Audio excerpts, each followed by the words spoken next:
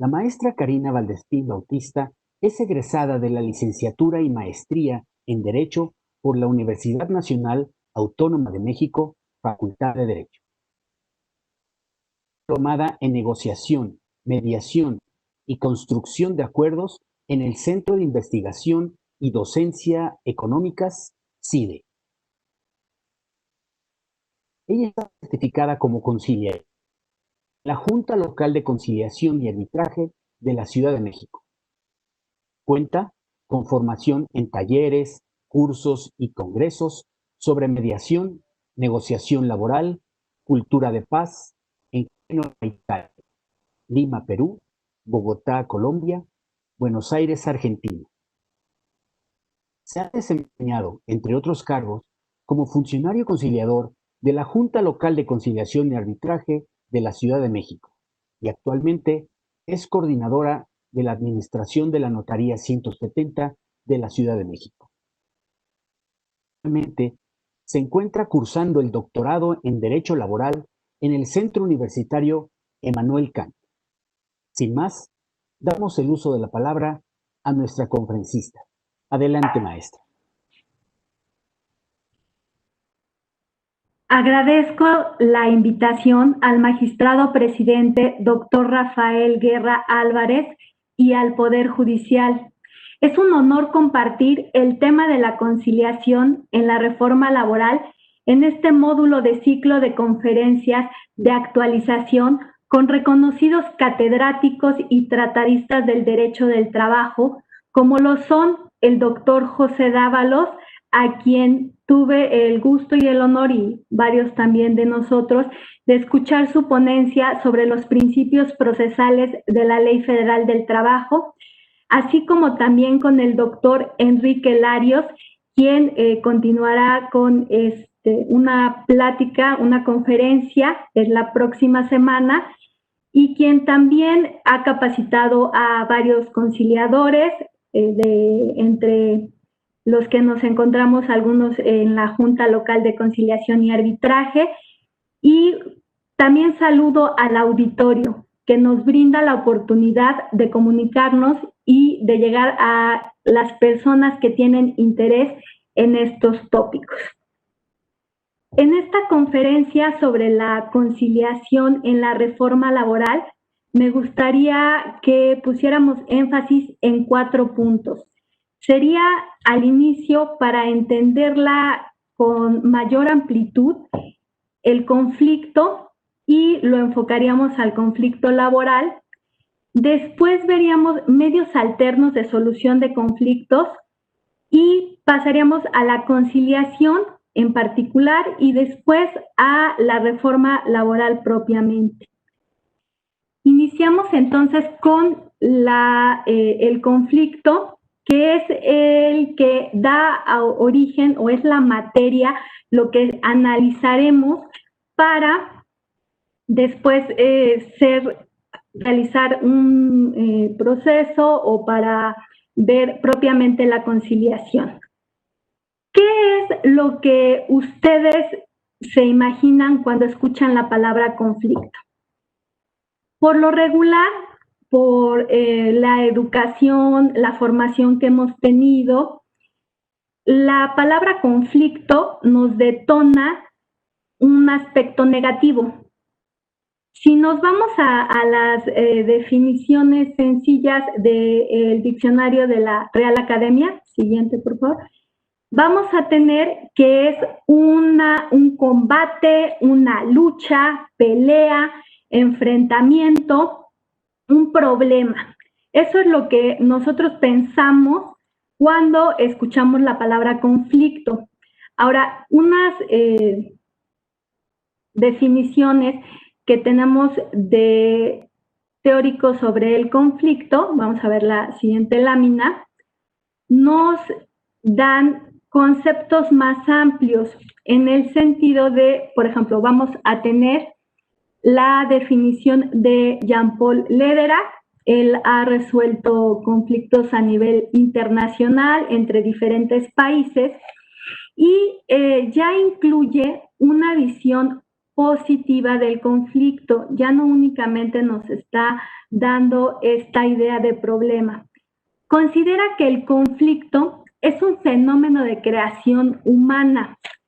Recuerdo que en alguna de las clases que llegamos a tomar varios conciliadores sobre el conflicto, una de nuestras maestras, la doctora Luz Paula Parra, que también actualmente se encuentra en Suecia, hizo estudios en la Universidad de La Paz de ese país, nos decía, bienvenido el conflicto, hay que verlo como algo natural.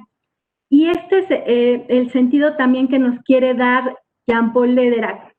El conflicto como fenómeno de creación humana, como algo natural, que se da en las relaciones.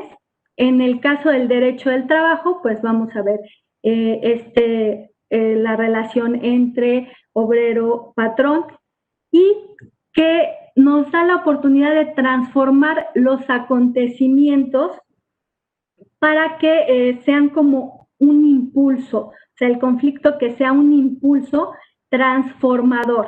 Entonces, al ser este impulso, es un elemento necesario en la construcción y reconstrucción humana transformadora de la organización de las relaciones sociales. Pasamos a la siguiente, por favor. Vamos a ver brevemente, este tema es muy amplio, como les comentaba, hay inclusive una universidad dedicada a la solución de conflictos de manera pacífica. Ahorita únicamente vamos a ver algunos temas muy puntuales como elementos del conflicto. Se encuentra el poder, quién tiene dominio sobre quién.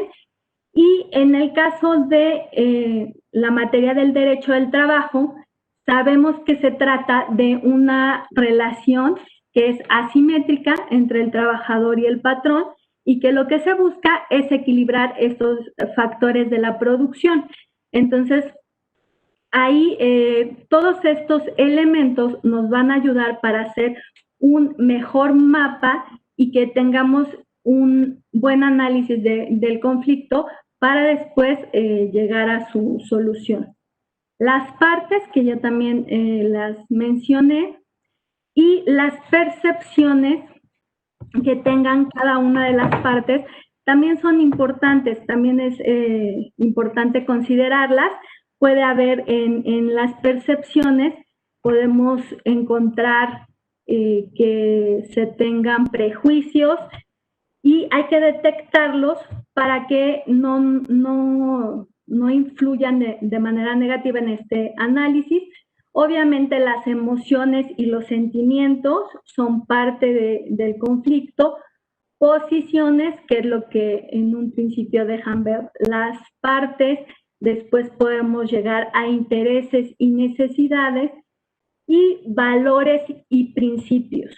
Por lo que hace a los valores y principios, es importante que las partes reconozcan los valores y los principios de la otra persona que se encuentra en este conflicto, y en este reconocimiento puede haber la posibilidad de que cedan en el conflicto, o en la mayoría de los casos, cuando lo que se maneja es que cuando se trata de valores y de principios, es difícil que cambien las personas, los individuos, que cedan respecto a estos puntos.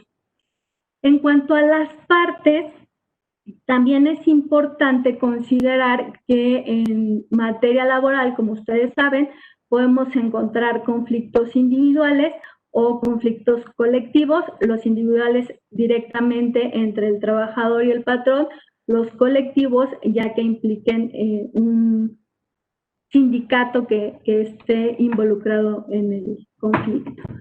Pasamos a la siguiente, por favor. Vamos también a hablar sobre la estructura del conflicto. Si pasamos 2 láminas, por favor. Ajá, la estructura del conflicto. Y aquí también vamos a hacer referencia nuevamente a este teórico sobre conflictos, que es Lederach, y considera 3 aspectos importantes para realizar este mapa que ayude a un mejor análisis. Estas, lo que debemos considerar son las partes, actores primarios, secundarios, externos. Primarios, los que están involucrados directamente. Secundarios pueden ser los que van incorporándose de acuerdo a en determinadas etapas del conflicto. Y externos puede ser alguien que se involucra en el conflicto para proponer soluciones. Ya mencionamos los otros elementos, que son las relaciones de poder, las emociones, los sentimientos, percepciones, valores y principios. Otro punto importante que debemos considerar para hacer este mapa y analizar el conflicto es el proceso. El proceso es la dinámica del momento en el que se encuentra el conflicto. Puede ser que esté todavía latente el conflicto, por ejemplo. Y el problema, ¿cuáles son las causas del conflicto? Lo que mencionaba, las posiciones, los intereses y las necesidades de las partes. Puede ser que en algunas ocasiones únicamente nos quedemos en las posiciones, que es lo primero que expresan las partes, y lo visible, por lo regular, en el caso de las posiciones, de los intereses y las necesidades, se ejemplifica como un iceberg, y entonces en la punta del iceberg encontramos las posiciones, y ya oculto, digamos, están los intereses y las necesidades. Vamos también a ver brevemente cómo se puede gestionar este conflicto para ir dando paso a los medios alternos de solución de conflictos. La siguiente, por favor. En formas de gestión del conflicto, vamos a encontrar una que es solución por la fuerza. En esta solución por la fuerza encontramos que es la que realiza, por ejemplo, el Estado, y entonces se impone y es como gestiona conflictos. Otra opción también de gestión del conflicto puede ser evitar, eludir o abandonarlo. Y esto, por lo regular, pues no gestiona el conflicto, sino que provoca que este escale. Y por último tenemos intentar superarlo por medio de la negociación, que es lo que nos va a llevar a los medios alternos de solución de conflictos. ¿Qué elementos tenemos para evitar un conflicto? Esto sería lo ideal, o sea, que no surgieran los conflictos, pero como ya dijimos, los conflictos son naturales a las relaciones, son una posibilidad en el aspecto positivo de transformación, de movimiento, de impulso. Entonces, en la siguiente, por favor. Sería bueno que tuviéramos conciencia, por ejemplo, en esta etapa de cuando el conflicto está latente, y entonces si tuviéramos esta toma de conciencia, sinceridad, honestidad en resolver en forma pacífica y beneficiosa los conflictos, y esta voluntad para despojarse del sentimiento de tener siempre la razón, podríamos evitar los conflictos, porque estaríamos en la disposición de poder ceder en una negociación. La siguiente, por favor. Reforzando lo positivo y lo negativo del conflicto, en la ideología oriental, específicamente en el idioma mandarín, la palabra conflicto tiene dos símbolos. El primer símbolo significa crisis, el segundo signo es oportunidad. Entonces, con esto se refuerza estas dos acepciones. La siguiente, por favor. Sobre el conflicto, en el que vamos a ver el aspecto positivo y es una oportunidad para el cambio, para aprender, para crecer, o puede ser el aspecto negativo, que es una crisis, es un obstáculo, y entonces se queda ahí detenido y no hay la posibilidad de tener soluciones o de proponer soluciones. Pero en el caso de este aspecto positivo, pues es el que vamos a considerar nosotros para dar paso a los medios alternos de solución de conflictos y a las herramientas y técnicas que nos ayudan a realizarlo. La siguiente, por favor. Este es un ejemplo muy sencillo de cómo las herramientas y técnicas de los medios alternos, que vamos a ver más adelante, nos pueden ayudar a resolver un conflicto de acuerdo a las necesidades de las partes y a que queden satisfechas. Se cuenta esta historia en la que son dos hermanos que tienen un conflicto porque ambos quieren una naranja. La madre, salomónicamente, decide resolver ese conflicto partiendo la naranja a la mitad y le da a cada uno su parte. Ambos hermanos continúan enojados porque el niño quería la naranja para hacer jugo y la niña quería la naranja para tomar la cáscara y hacer un pastel. Entonces, si la mamá hubiera utilizado herramientas y técnicas como por ejemplo las preguntas y hubiera dedicado un tiempo para decirle a cada uno, a ver, ¿para qué quieres la naranja? Se hubiera resuelto este conflicto de forma satisfactoria y de acuerdo a las necesidades de cada uno. Entonces, vamos a ver ahorita la clasificación de los más. Por favor, la siguiente. Como medios alternos de solución de conflictos, tenemos dos divisiones. Los autocompositivos y los heterocompositivos, que hemos ya, la mayoría de nosotros los hemos de haber visto en la licenciatura en la materia de teoría del proceso.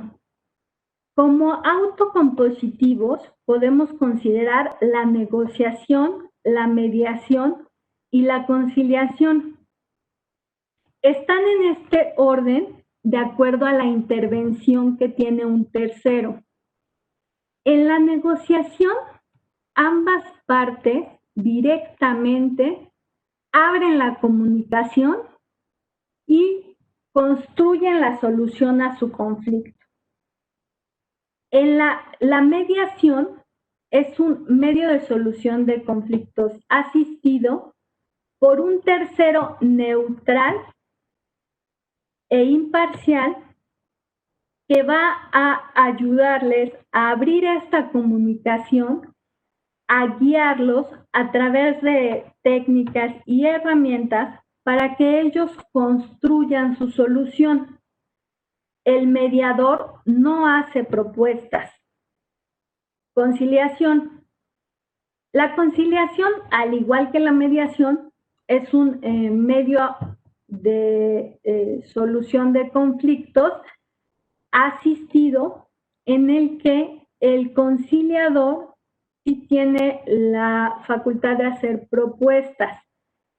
Igual abre la comunicación entre las partes. Las partes son quienes construyen su solución al conflicto.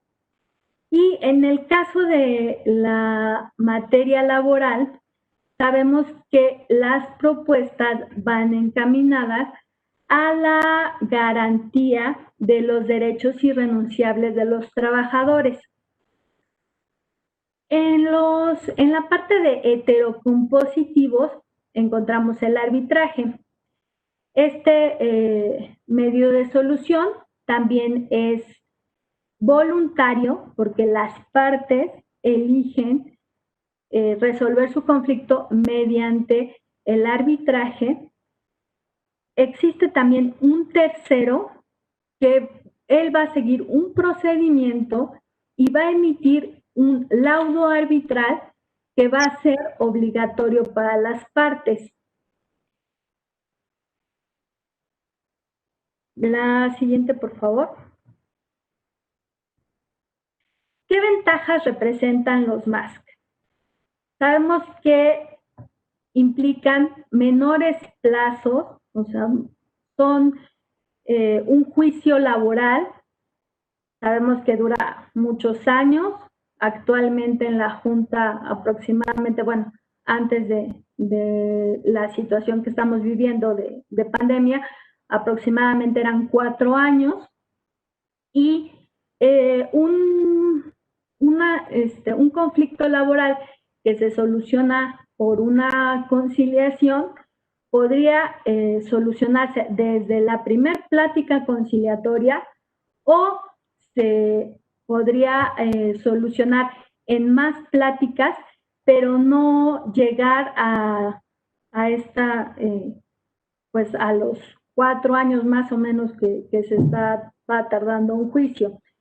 Y sobre todo también en esta situación que estamos viviendo, pues es una forma de solucionar el conflicto rápido.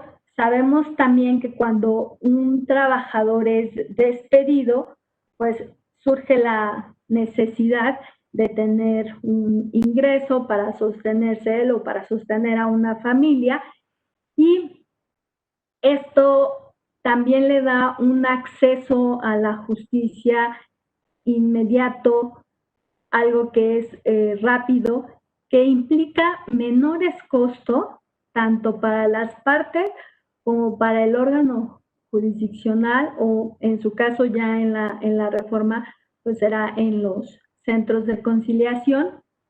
Menores costos emocionales, descarga de trabajo a los órganos jurisdiccionales, y también tiene aplicación uno de los principios, de los modelos que se utilizan en medios alternos de solución de conflictos, que es que las dos partes ganan. En un juicio siempre vamos a tener un ganador y un perdedor. En una conciliación, si ambas partes ceden, ambas partes van a ganar. Entonces, también es una ventaja que se genere una solución de los conflictos de forma pacífica. Es beneficioso no solamente en el ámbito laboral o en los medios que se llegan a aplicar en escuelas, en otras materias, en otras ramas del derecho también, en la rama civil, en la rama penal, sino que también como sociedad beneficia el solucionar los conflictos y generar de forma pacífica y generar esta cultura de conciliación. Pasamos a la siguiente, por favor. ¿Cuáles son estas herramientas y técnicas que se aplican a los medios alternos?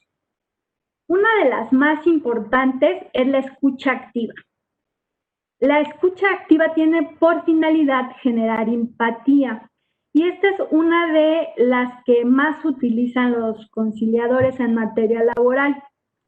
¿En qué consiste la escucha activa? Como su nombre lo dice, no es solamente estar escuchando a la otra parte, sino que también es con la vista, es con el lenguaje corporal, también es esta atención total que se le pone a la otra parte para que se genere la empatía y para que pueda obtenerse la información que va a ayudar a solucionar el conflicto. De ahí también se utilizan, por ejemplo, preguntas. Ya habíamos platicado, preguntas abiertas, preguntas cerradas, reflexivas. Obviamente las preguntas abiertas son las que más ayudan a obtener información, que esa es la finalidad.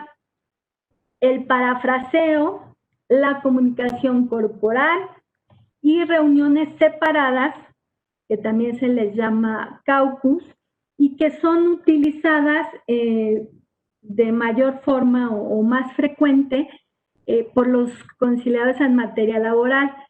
De algunos foros en los que tuve oportunidad de estar, muchos mediadores consideran que no genera confianza entre las partes estas reuniones separadas, pero en materia laboral se ha generado esta práctica y son muy útiles.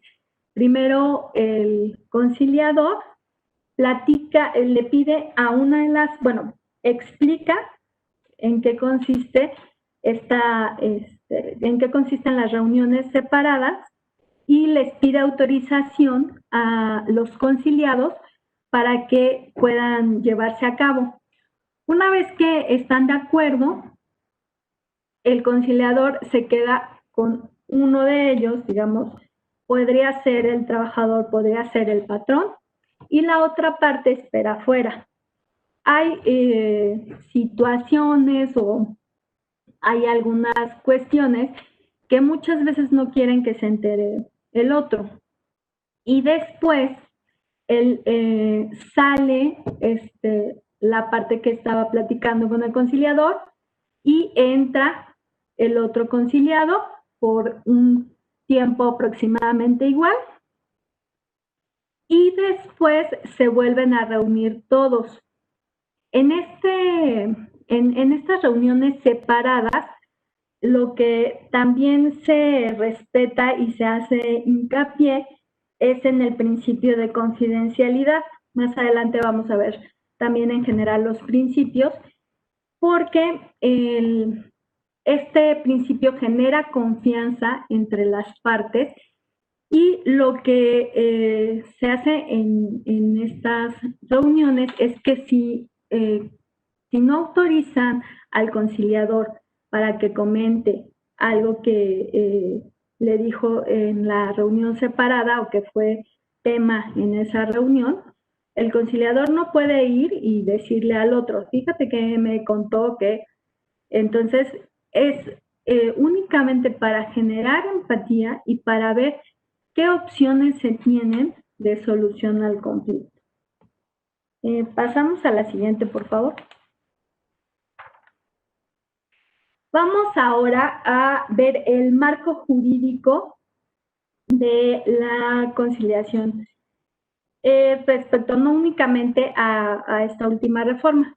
Tenemos la reforma constitucional del 24 de febrero de 2017 a los artículos 107, 123, apartado A, fracción 20 de la Constitución Política de los Estados Unidos Mexicanos. Y de acuerdo a esta reforma, desaparecen las juntas de conciliación y arbitraje, que están integradas de forma tripartita, y esto también tiene un fondo o fue motivado por los compromisos internacionales que adquirió nuestro país en las firmas de los convenios 87 y 98 de la OIT y la firma del TEMEC en el apartado laboral para que ya se desaparezcan las juntas y pasen al Poder Judicial. Antes de esta reforma de 2017, de esta reforma constitucional, hubo la reforma a la Ley Federal del Trabajo del 2012, en donde también inició el impulso a la función conciliatoria. Derivado de esta reforma es que se inició con el aumento de conciliadores, por lo menos en la Junta Local de la Ciudad de México, y con una preparación tanto en medios alternos de solución de conflictos como en materia laboral. Y tenemos ahora también la reforma a la Ley Federal del Trabajo del 1 de mayo de 2019, en la que ya se concreta la conciliación previa y obligatoria, la terminación de las juntas de conciliación y arbitraje como puntos importantes para este tema. La siguiente, por favor. La reforma laboral comprende la creación de un órgano independiente e imparcial encargado de la conciliación y el registro de sindicatos y contratos colectivos de trabajo. Esto es en materia federal. Y en local únicamente van a estar encargados de la conciliación. Se compromete a aplicar efectivamente su legislación laboral a manera que no afecte el comercio y la inversión en las partes. O sea, esto va referido más a México en el TEMEC en relación a los firmantes de este tratado, que fue con Estados Unidos y Canadá, y a promover y alentar el uso de servicios de mediación, conciliación y arbitraje. Este tema no es nuevo. En México, en la cultura del derecho del trabajo, siempre ha estado presente la conciliación, desde que surgieron las juntas de conciliación y arbitraje. La mediación se ha practicado más en el sistema anglosajón y de ahí viene su nombre, pero actualmente también ya se ha introducido en diversas materias de derecho y también, como mencioné, en otros ámbitos, en escuelas, en comunidades rurales, en diversos ámbitos. Y ha sido con la finalidad de que los ciudadanos recuperen esta justicia, que la retomen en sus manos. Le habían otorgado esta facultad al Estado y a través de estos medios alternos de solución de conflictos retoman esta justicia en sus manos y puede ser a través de una negociación o puede ser a través de la asistencia de un mediador, de un conciliador, que llegan a construir una solución a su conflicto que es de acuerdo a sus necesidades. Entonces, cuando concluyen este proceso con un acuerdo, ese acuerdo se va a cumplir. No va a haber incumplimientos o necesidad de ejecutar porque lo construyeron las partes y es de acuerdo a sus necesidades. Pasamos a la siguiente, por favor.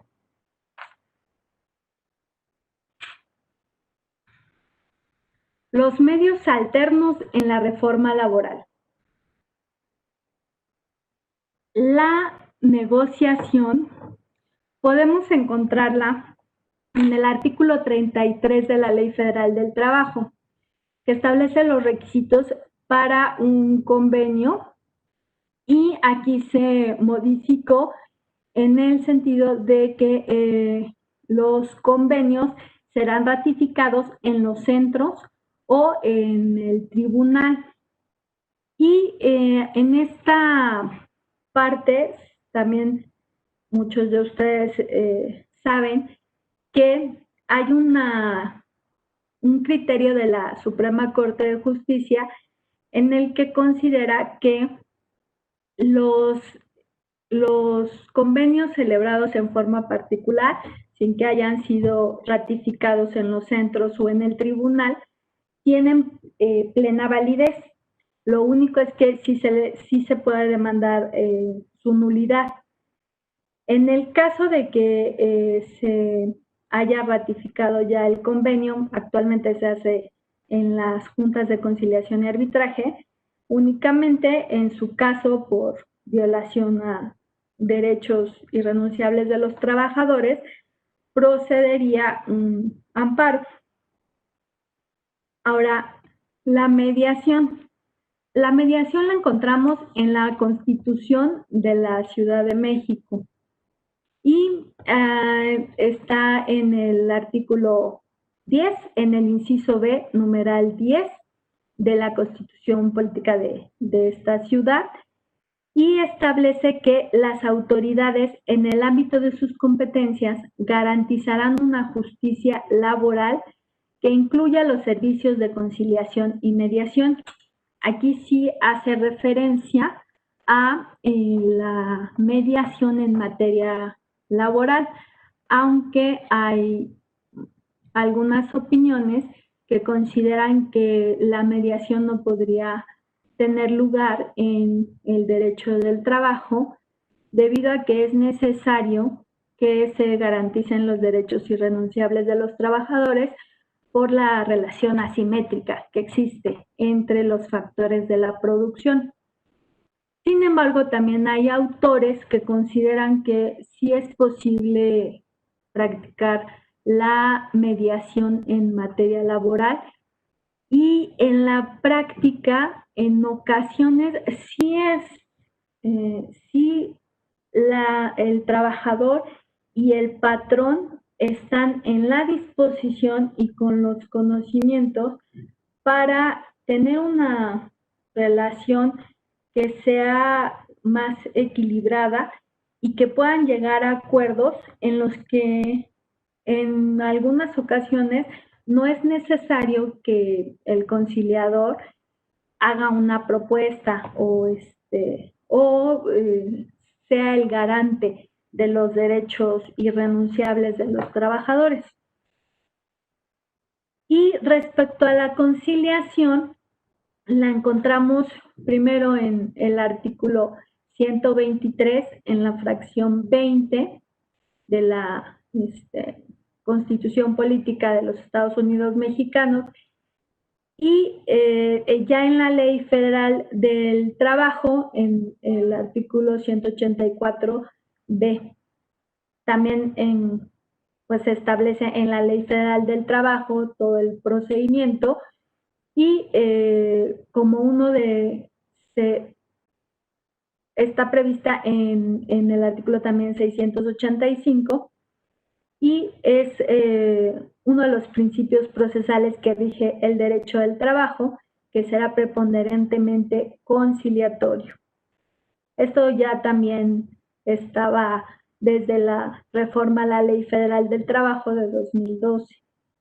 El arbitraje. El arbitraje está en uno de los artículos de la Ley Federal del Trabajo. Se puede considerar que hay un arbitraje de una persona externa. Es el artículo 469, fracción tercera, que refiere que la huelga terminará por laudo arbitral de persona o comisión que libremente elijan las partes. Uno de los casos en que se aplicó este artículo fue en la huelga de Monte de Piedad, en la que las partes designaron en ese entonces al jefe de gobierno de la Ciudad de México, Cuauhtémoc Cárdenas, para que resolviera el conflicto. Bien, pasamos a la siguiente, por favor. Principios esenciales de la conciliación. Sabemos que ya en la reforma del 1 de mayo de 2019 a la Ley Federal del Trabajo, la conciliación es considerada como una instancia prejudicial de carácter previo y obligatorio que debe agotarse en los centros de conciliación. Los centros de conciliación van a proporcionar a los conciliados asesoría jurídica de manera gratuita sobre sus derechos y los plazos de prescripción, así como de los procedimientos de conciliación y jurisdiccionales para solucionar sus conflictos laborales. Esta asesoría que van a presentar, que se va a prestar en los centros de conciliación, no va a ser a través de los conciliadores, porque ellos deberán estar dedicados únicamente a la función conciliatoria. Deberá ser por personas que estén únicamente designados para esta asesoría. ¿Cuáles serían principios esenciales de los MASC? Voluntariedad, confidencialidad, neutralidad e imparcialidad. El que destaca y el principal y sobre el que surgen algunas dudas es el de voluntariedad, porque en el inicio de esta lámina comentamos que la conciliación va a ser previa y obligatoria.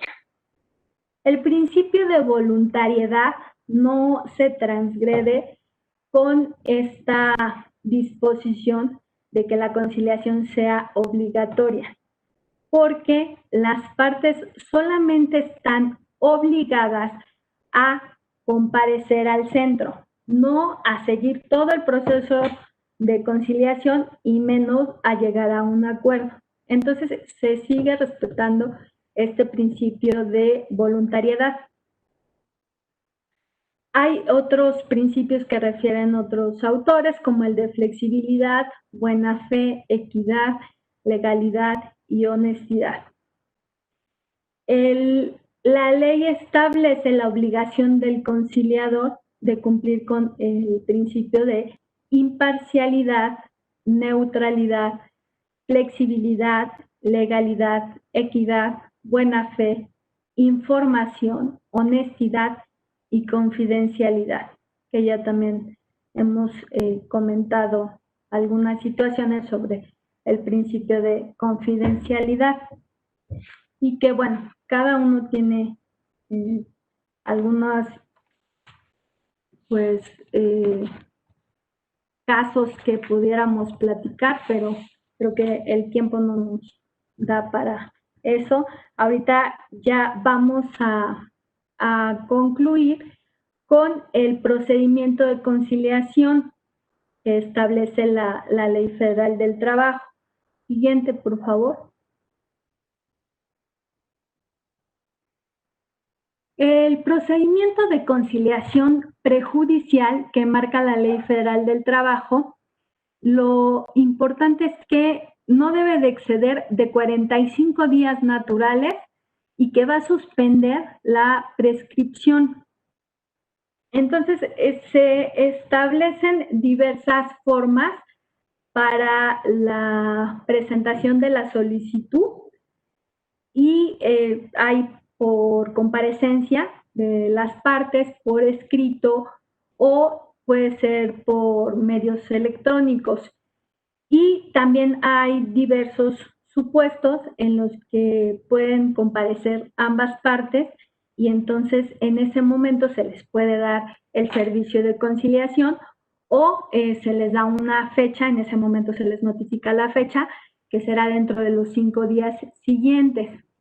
De ahí también se establecen otros supuestos en los que puede ser que acudan ambas partes, digo, el mejor de los escenarios, acuden ambas partes, llegan a un convenio, el convenio se eleva a la calidad de cosa juzgada y es título ejecutivo y se puede promover su ejecución ante los tribunales, o puede ser que no acuda alguna de las partes. En el caso de que no concurra el solicitante, pues se va a archivar el expediente por falta de interés jurídico.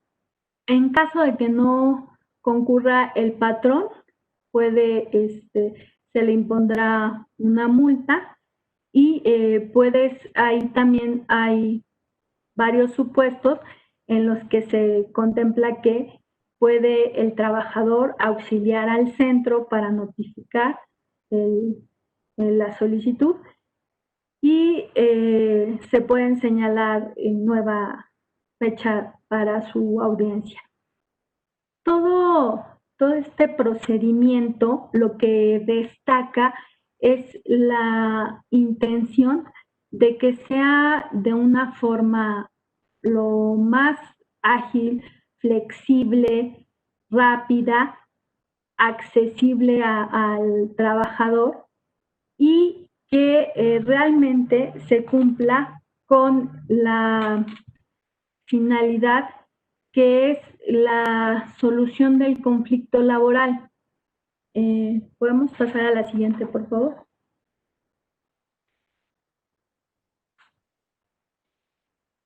Bueno, aquí continuamos con los supuestos que mencioné hace un momento, que están a partir del artículo 684 de la Ley Federal del Trabajo. Y continuamos, por favor. También se establecen excepciones a la conciliación, aunque la Ley Federal del Trabajo hace referencia a que en casos como discriminación, acoso o abuso, se va a poder llevar a cabo la conciliación y va a evitarse que se enfrenten las partes o que tengan contacto. También estas situaciones son contempladas como una excepción a la conciliación y estas son el riesgo inminente de revictimización, la discriminación u otros casos de violencia contemplados por la ley, el abuso sexual y les digo, en el caso de que sí se lleve a cabo una conciliación en estos supuestos, la autoridad tomará medidas para que en ningún momento se reúnan o se encare la víctima con quien se le atribuyen estos actos y la conciliación se va a llevar a cabo con su representante o apoderado del citado y se va a evitar que las partes se encuentren en un mismo espacio. Actualmente no se concilian esos asuntos de violencia. Hay una restricción también para, no solamente a nivel de Ley Federal del Trabajo, sino internacional. Esto nos lo ha compartido una también compañera conciliadora y ahora que está en otros ámbitos. Es de acuerdo a una recomendación de la CEDAW, a la recomendación 35, no se concilian asuntos con violencia.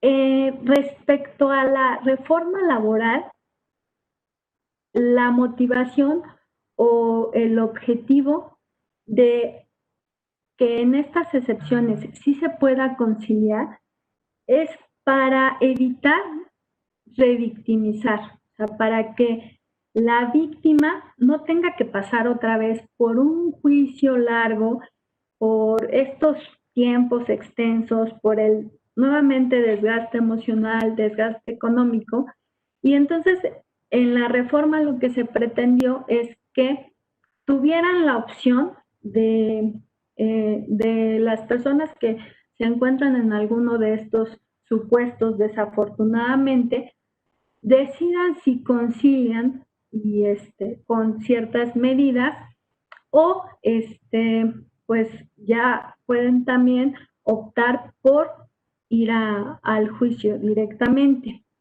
Y pues es una forma de, como decía, de procurar que realmente tengan una solución, y hay quienes consideran que no necesariamente la ley tiene que ser quien decida quién puede optar por un medio alternativo de solución de conflictos o quién no.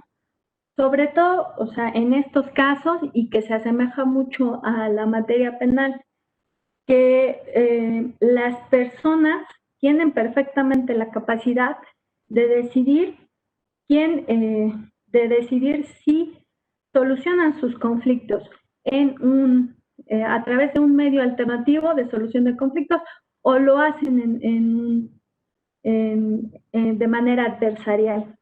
Y pues esto también va un poco en contra o se contrapone a el derecho del trabajo, uno de los principios del derecho del trabajo, que es el tutelar y que es la parte en la que el trabajador cede su voluntad al Estado para que le tutelen sus derechos. Pero bueno, ya está la reforma y es las excepciones en este sentido. La siguiente, por favor. Ya nada más rápidamente para concluir, porque ya me pasó un poco del tiempo. La función conciliatoria, ahora en los centros de conciliación va a considerarse el servicio profesional de carrera, como también ya es de su conocimiento, se publicó el estatuto y la ley orgánica del Centro Federal de Conciliación y Registro Laboral, y va a entrar en vigor un año después de que esté en funcionamiento este centro. Y bueno, los conciliadores deberán acreditar, contar con destrezas, habilidades, competencias en conocimientos generales de derecho y en específico en materia laboral, en análisis y resolución de controversias, gestión del conflicto y actitudes en la función conciliatoria, lo que les platicaba que se había estado realizando en la Junta Local de Conciliación con diversos cursos, con el diplomado de certificación, con talleres, conferencias. Ha habido pues esta ocupación de que los conciliadores desarrollen estas habilidades y estas competencias. Y la siguiente, por favor. Ya para concluir, la proyección de los MASC, o sea, lo que se busca con estos medios alternos, considero que es, en principio sí, el apoyo institucional que se ha tenido con las reformas a la ley, con el considerar, bueno, en este caso en específico, en el derecho del trabajo, ya en implementar que la conciliación sea obligatoria y previa al juicio, y en crear las instituciones. Pero además también creo que para que la ley se cumpla, para que la institución también cumpla su función, y no únicamente es responsabilidad, es toda la responsabilidad de la institución, es necesario que lo tengan personal capacitado, o sea, que los conciliadores tengan conocimientos en derecho al trabajo, en solución de conflictos, y además también lo vuelvo a resaltar, una parte importante son los postulantes y también las partes, ¿no? Los trabajadores y los patrones, para que se genere esta cultura de la conciliación. Entonces, bueno, en general esta es una proyección de los medios alternos, y pasamos a la siguiente, por favor.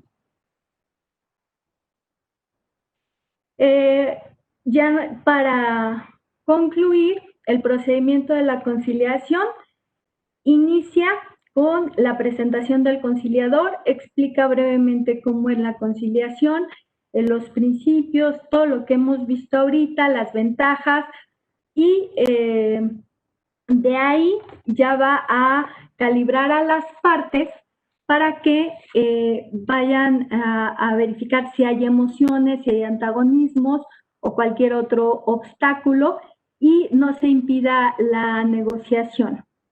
Después de que ya se establecieron vínculos de confianza y que ya hay un tema enfocado, que va a ser el tema de la conciliación, se van a aclarar malos entendidos. Por ejemplo, aquí en aclarar esos malos entendidos puede aplicarse la herramienta que mencioné del parafraseo. Y una vez que son interpretadas las posiciones de las partes y que ya se superó cualquier obstáculo, se va a alentar a las partes a que se hagan evaluaciones realistas dentro de parámetros razonables. Sabemos que en derecho del trabajo se pueden hacer cuantificaciones en los que el conciliador siempre esté al pendiente de que se respeten los derechos irrenunciables de los trabajadores. Y llegamos a la clausura.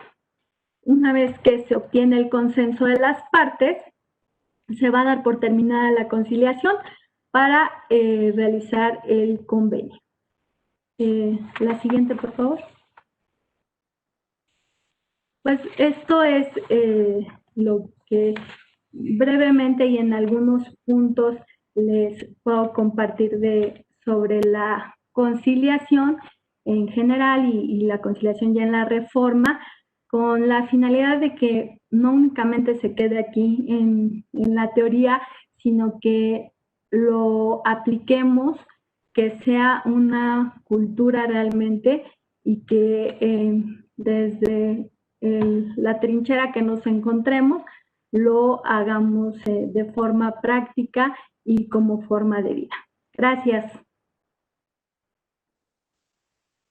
Muchas gracias a la maestra Valdespín por esta ilustración, que definitivamente el tema de la conciliación es fundamental para el éxito de la reforma.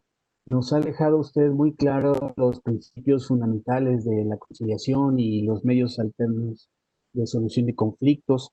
Y aquí, revisando el chat de preguntas y respuestas, encontramos una lista interminable de preguntas para usted. Por cuestión de tiempo, pues vamos a hacer una depuración para evitar algunas idas o también algunas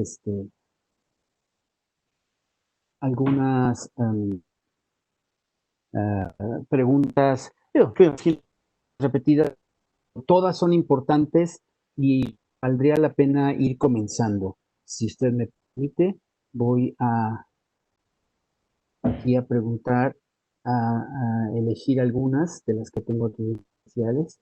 Aquí veo que Stephanie Salvador Padilla le pregunta: ¿considera que el hecho que los conciliadores podrán ser personas que no tengan profesión, derecho, afectará la eficacia de la conciliación como medio de solución de controversias? Bueno, considero que no es que afecte a la eficacia si en materia laboral se cuida que se respeten y que no sean violados los derechos irrenunciables del trabajador. Si la conciliación se lleva dentro del procedimiento que platicamos con los principios, con las herramientas que le son aplicables, considero que no debe afectar que la persona que sea de otra carrera lleve este proceso si se apega a esos principios, a esas herramientas, a ese proceso y a que tenga también conocimiento de la materia laboral y que cuide en todo momento que se garanticen los derechos irrenunciables de los trabajadores. Bien, maestra. Aquí también nos pregunta Ana Páez. Primero, la felicita por tan puntual ponencia y le pregunta si, en su opinión, cuando el trabajador unido y con el fin de evitar la conciliación, refiera algún tipo de discriminación para demandar directamente, ¿cree que existe algún método para evitar que esto ocurra? Sí, que como ciudadanos y como abogados postulantes seamos éticos y que realmente estemos conscientes que estamos para solucionar conflictos, no para hacerlos más grandes, para que tenga que invertir más tiempo, más dinero, sino que estemos realmente, lo que decía, generando esta cultura, preparándonos, que tomemos esto, como le dije, es responsabilidad de todos, no solamente de la autoridad conciliatoria, sino también de ciudadanos, dentro de ellos, pues los abogados postulantes. Yo creo que sí es importante que todos nos eduquemos en este sentido, de ser honestos, de aplicar todos los principios, ¿no? Muy bien. Aquí tenemos otra pregunta de Jesús Adrián García Jiménez. Buenas tardes, una excelente ponencia. En el nuevo modelo laboral, ¿existirá la posibilidad de conciliadores privados? No, no hay la ley no establece conciliadores privados. Sin embargo, en opinión personal, si para los ciudadanos, o sea, como principio de derecho administrativo, a los ciudadanos nos está permitido todo aquello que no nos prohíbe la ley. Entonces, considero que se podría llevar a cabo la conciliación, por ejemplo, en una fuente de trabajo, únicamente pues si no se tendría la fe pública y pues sería recomendable que que ratificaran el convenio ante la autoridad conciliatoria. Por ejemplo, en Argentina sí tienen muy desarrollada esta figura de la conciliación privada y el patrón es quien paga el conciliador. Aquí pensaríamos, eso va a generar desconfianza con el trabajador, pero en la cultura que tienen allá, que es una sociedad más equitativa, no genera esta desconfianza y sí se llevan conciliaciones privadas.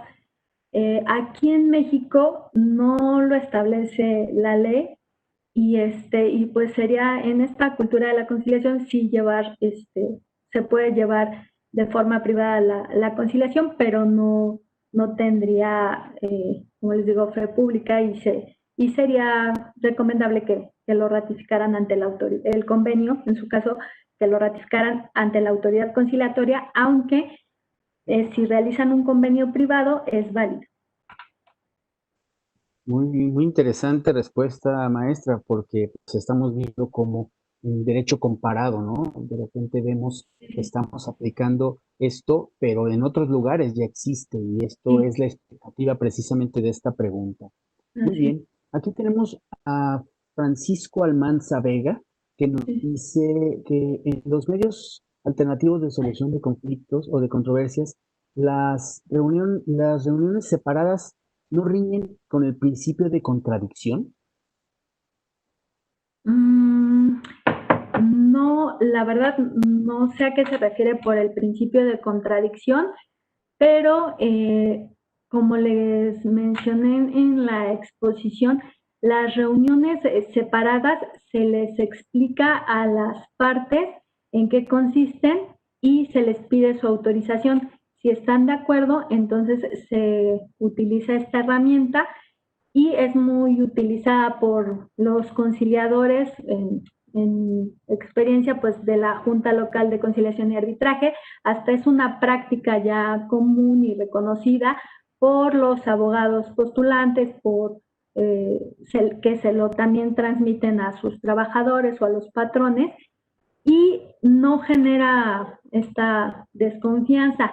Lo que he sabido es que, por ejemplo, en mediación, sí no es tan común esta práctica, es únicamente como excepcional y sí consideran que puede generar desconfianza. Si a lo mejor nos dijera después más a qué se refiere con el principio de contradicción, pues podríamos ampliar esa parte. Gracias. Sé que estamos abusando aquí de usted con estas preguntas, pero es que hay Del, mucho interés de la gente. Este es un tema de vanguardia y estamos haciendo historia. El hecho de que se implemente estos centros de conciliación y que vengan nuevas autoridades del trabajo, ahora dependiendo del Poder Judicial, está la efervescencia de la gente, ¿no? Aquí tenemos una pregunta y notoriamente vemos que es con práctica. Aquí Tania Sánchez Vera nos dice, buenas tardes, para el nuevo sistema de conciliación, los conciliadores sugerirán para los efectos de despidos que se parta sobre los 45 días más prestaciones o bien, como se comentó, es de acuerdo a lo que las partes soliciten. En ningún momento, bueno, de la práctica les digo, perdón que me haga tanta referencia, pero es en donde me desempeñé un tiempo. En la Junta de Conciliación y Arbitraje no teníamos esas prácticas los conciliadores de a llegar y de un inicio decir van a ser 45 días y prestaciones, sino que siempre se procuró lo que vimos como teoría de los medios alternos de solución de conflictos, que es llegar a las necesidades de las partes. Y aquí voy a citar al doctor Larios en algunas de sus conferencias, nos decía que él consideraba que es importante tomar las posibilidades de las partes. Y aquí hacía referencia a patronzotes, a patrones y a patroncitos. Y en base a eso, también a las necesidades del trabajador. Se partía como conciliador en la negociación de 90 días y prestaciones, pero si era un patroncito que nos llegó a tocar a varios compañeros y a mí, que era el señor que vendía jugos en la esquina, pues no tenía esa capacidad económica. Y entonces, si el trabajador estaba consciente de esa parte y él aceptaba que fuera una negociación de acuerdo a esas posibilidades y a sus necesidades, pues se hacía en ese sentido. Ahora, si estamos hablando de una negociación con una empresa transnacional en euros, de un director de la empresa, pues cambian las condiciones, ¿no? De la negociación. Entonces, depende también mucho de lo que platicábamos, de intereses, posiciones y necesidades de las partes. Perfecto. Siguen lloviendo, pero y, la gente está muy interesada y aquí veo a Karina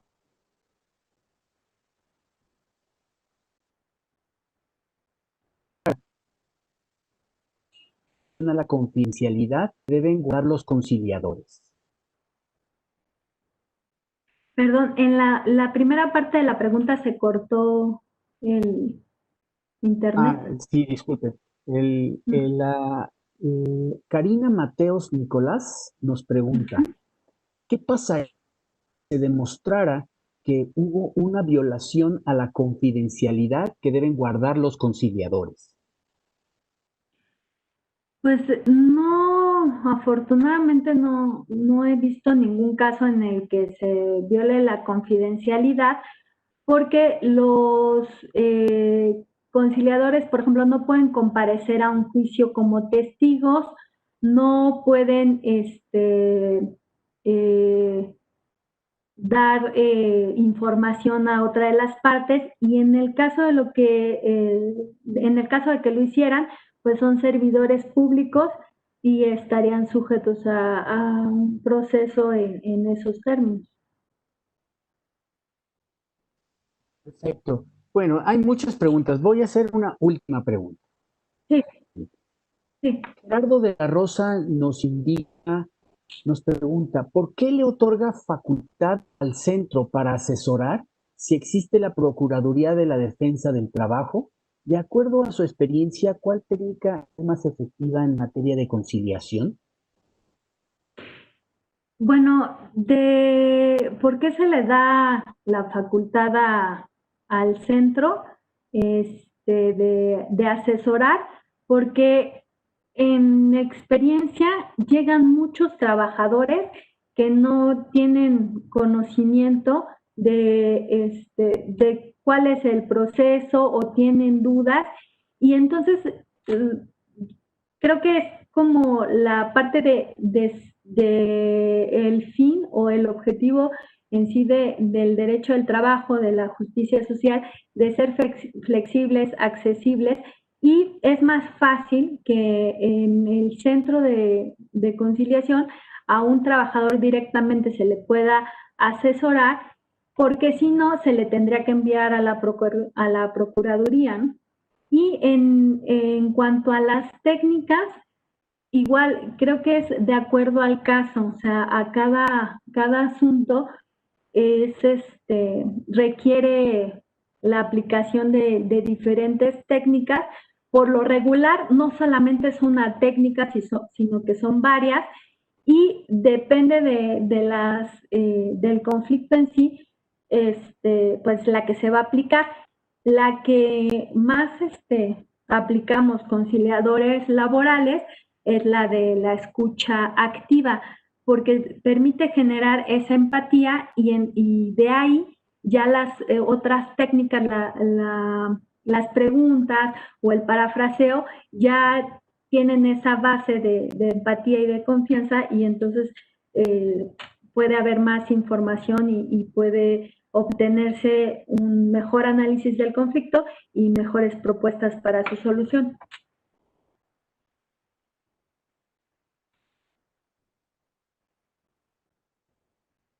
Muy, muy consciente nueva en la materia laboral ahora en el Poder Judicial. La general del Poder Judicial es la doctora María Elena Ramírez Sánchez. Le agradezco muchísimo su participación, y a todas las personas que estuvieron conectadas también se les agradece el haberse inscrito a este interesantísimo módulo laboral, que esta es su segundo conferencia de este módulo.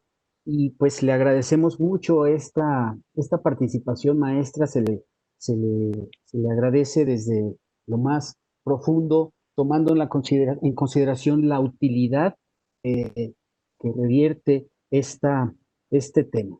Agradecemos a todas y a todos los asistentes virtuales por inscribirse a este ciclo de conferencias, esperando su puntual conexión y asistencia el siguiente martes, 29 de septiembre, a la tercera y última conferencia de este módulo laboral con el título El procedimiento laboral, el nuevo procedimiento laboral, a cargo de nuestro ponente, el doctor Enrique, el cual es presidente del Colegio de Profesores de Derecho del Trabajo de la Facultad de Derecho de la Universidad Nacional Autónoma de México.